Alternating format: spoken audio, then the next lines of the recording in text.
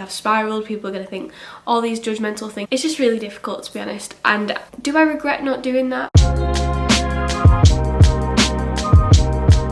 Hi, today's video is a little different, a little bit more relaxed. We're just going to be doing a bit of a Q&A today. Now, I asked on my story on Instagram, which you can follow if you'd like to.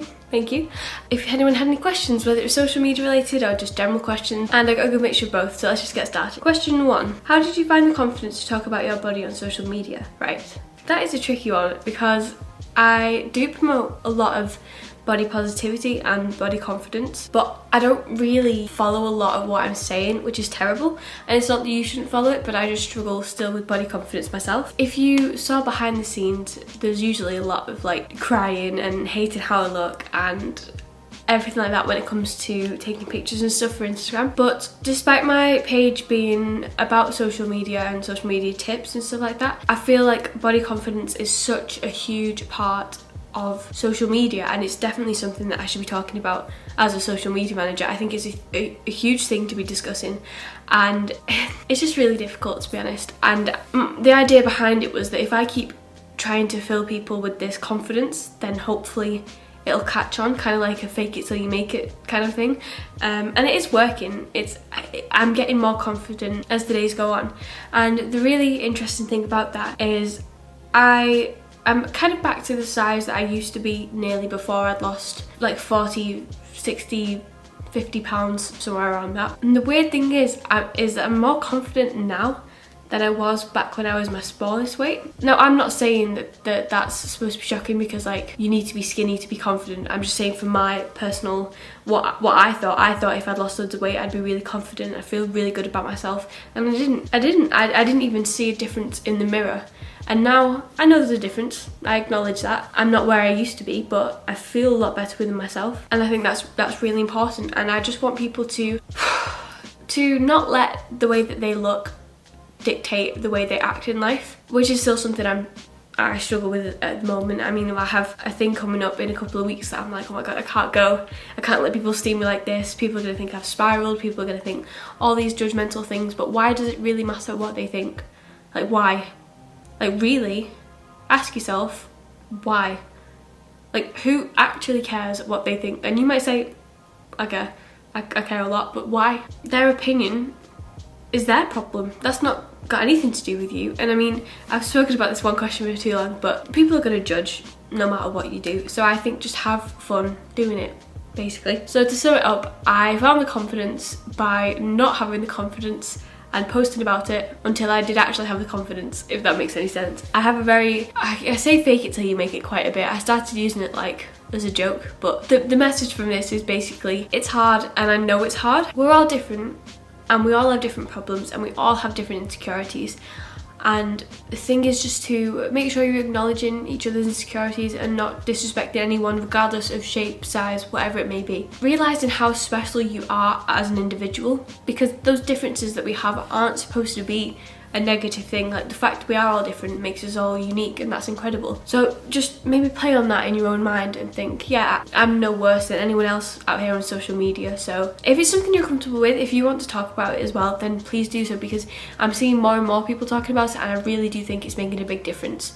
Some of the things are a little bit dodgy, but we won't talk about that right now. What motivates you to keep going? I love you so much. Thank you so much. I love you too. I think motivation is a hard one, especially right now. I know things are starting to open up again, but with the lockdown, it seems silly really, because regardless of whether we were stuck inside or not, I'd probably be pretty stuck inside working from my desk like I normally do. But this lockdown is the whole thing has just been so tough. So trying to stay motivated throughout that has been very hard. Along with the mental health side of things, it's been nearly impossible, if I'm being honest with you. It's been very, very difficult, and I hate the thought of ever letting anyone down. I always get my work done. I always do. I will never, I make it a priority to never let it affect my career or anything like that, but it doesn't mean it's not really difficult to get through.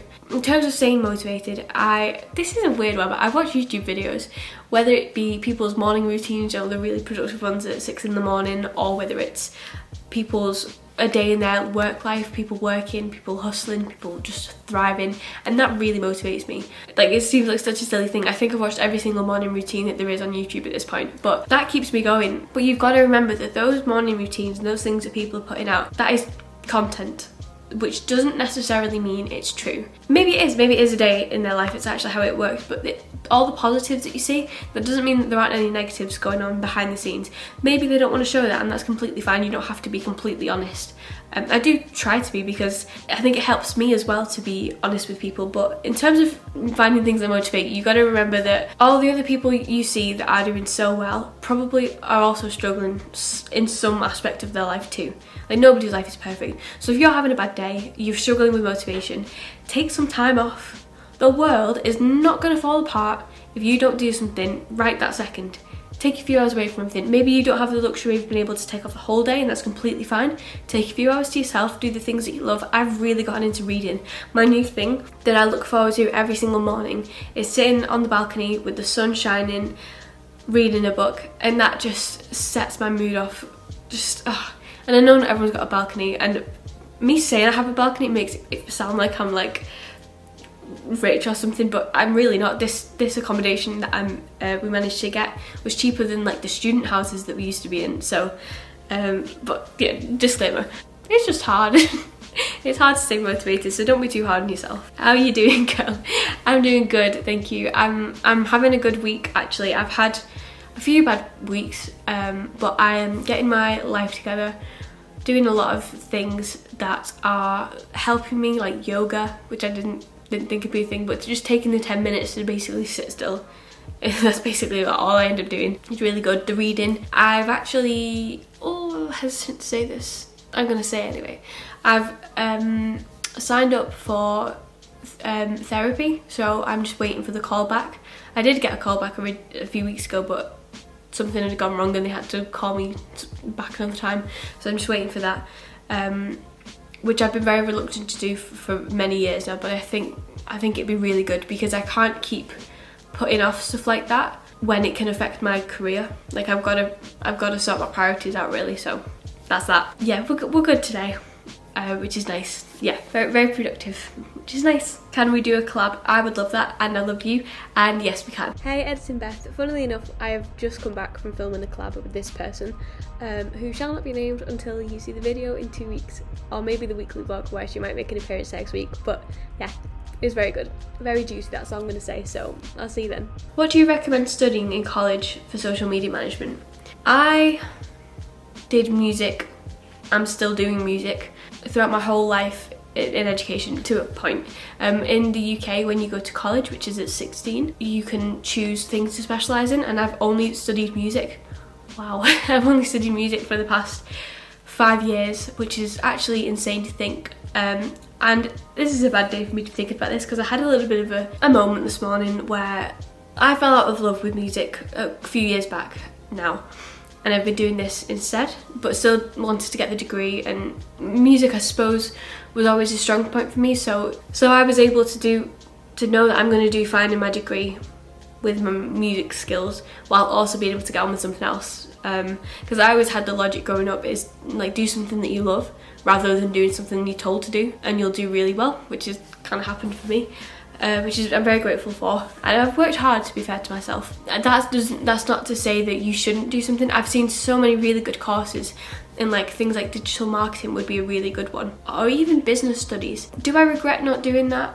No, honestly, because I think the reason I fell out of love with music was because I had so many people around me. I know I've got to be graded, but I don't like something so personal preference-y being graded and criticised and critiqued. And like, I don't understand how you could put a number or a grade on a piece of music. Like, it's to an extent, yes, if it's very clearly like not working or whatever, then. So I don't think I would have liked to have been judged. Yeah, university, I don't think it's been for me. I've had some good things come out of it, of course, but that's not to say you shouldn't do it. I think if you're serious about this and you definitely want to do something in this industry, then doing something like digital marketing would be amazing, really useful, because since then, from not doing that, I've done different courses, and a lot of it has been through trial and error and actually testing things. Like, I've done a lot of things like making and selling products just to see what had happened, just to see how it goes, how it runs, the things I need to do, practicing advertising and things like that. So there's a lot of work that has gone into getting to where I am today, as well as trying to finish off a degree, as well as having jobs and things like that. So it would be good if you could cut out a part of that. For example, not having to do all these costs on the side and just doing something like that. So my answer overall is like digital marketing or business, but I don't think it's completely necessary. For example, like I do one-to-one coaching now, so you could be a complete beginner and I'll help give you the skills that you need to get you started. So I think there's ways around it. Even if you're well past the years of going to school or whatever, you can still have a career change. What do your friends and family think of your job? The people I have around me right now, so my friends and family that are with me now, are very supportive, and I think especially with parents and family members that are a little bit like older than us, it can be really hard for them to grasp the concept of what I'm doing and why people would be paying me to do it, or why it's even a job.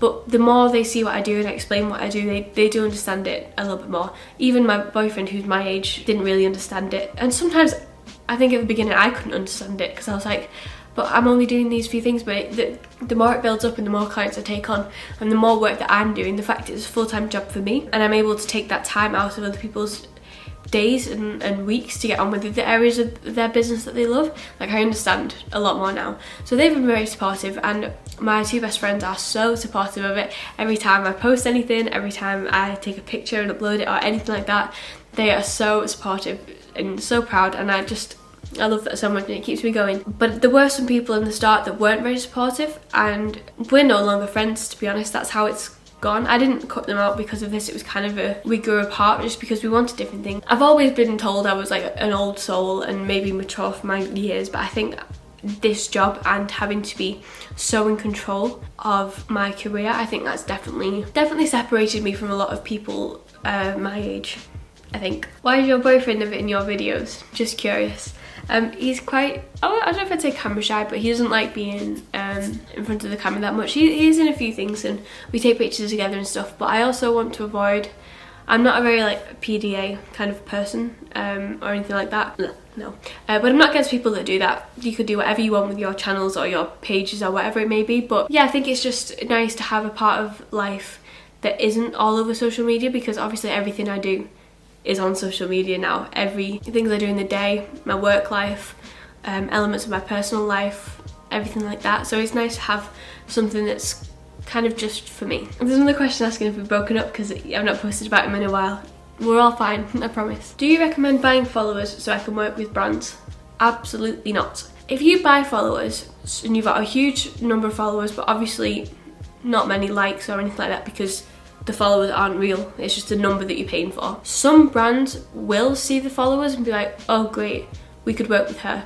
But they are not the kind of brand you want to be working with. That's a very unprofessional brand. A genuine brand that you should be like proud to work with, I suppose, will check your engagement rate. They'll check your likes and comments above your follower count. Anyone that asks for follower count I don't agree with that, because it's not as important as the other elements. Because great, you've got loads of followers but no one's seeing your posts, so why would we give you products or pay you to promote something if nobody's going to see it? Like that's the reason behind it. And it's so much more important. Like I understand that organic engagement and growing followers that way is really time consuming, I do get it, but it's the only way to successfully grow in a way that means something. Like buying followers is no different than me writing a number on a whiteboard. Like it's nothing, it doesn't mean anything. They're not real people. It's literally a computer generated number essentially, I suppose. Whereas if it's real genuine people, your likes will be going up, your comments will be going up, people will be interacting, and plus a lot of brand related things are commission based these days, so you won't get anything out of it really unless you've got an audience, people willing to buy products and stuff. So no, I really wouldn't buy any followers. If you were going to spend money anywhere, spend it on an engagement service and get followers that way rather than paying for bots and fake people. There's a lot of good engagement services out there. I have one myself. There's a good one that I'm in a group. Look on some groups. I wouldn't do like engagement groups as such. I would just hire someone to do engagement for you, because it's so much more beneficial and it's so much more real, which is exactly what you need. You know, that actually felt a little intense. I did this as like a sit down easy thing, but some of the questions were like, ooh. But yeah, I hope you enjoyed that. If you have any more questions, do let me know, and if you want another one of these, let me know. I have a few videos coming up in the next few weeks which I hope will be very beneficial for you, and I'm in the middle of doing another weekly vlog, which is difficult in lockdown because absolutely nothing happens, but I hope you like them anyway, and have a lovely day. Bye.